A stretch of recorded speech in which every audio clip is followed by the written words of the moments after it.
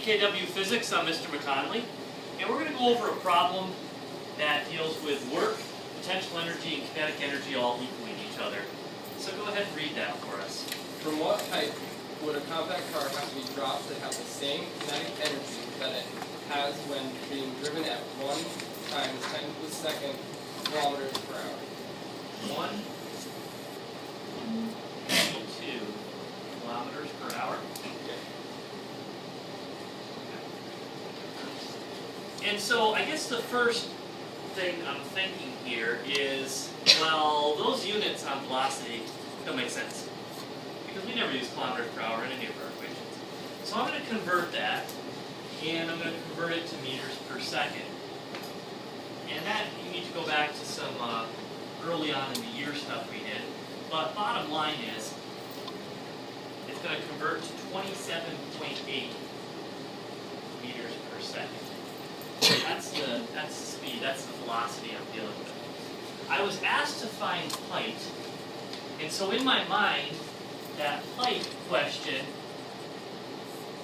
makes me think of PE equals mgh, because I have a height there.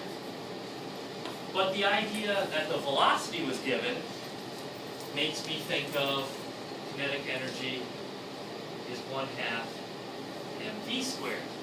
So those are the two things I'm thinking about as I look through the givens that have been laid out in front of me.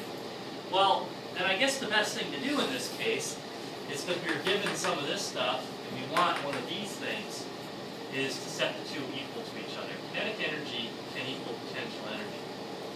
So 1/2 mv squared can equal mgh. Now notice, this is a key concept that will come back on several of these problems, is that there's a mass on both sides. So that means, like, if I divide by mass on this side, or if I divide by mass on this side, the masses will actually cancel. Which makes sense, because go back to what we learned previous knowledge here. When we drop two objects of different mass, did that make a difference about when they hit the ground? Definitely not. The mass did not affect the acceleration of gravity.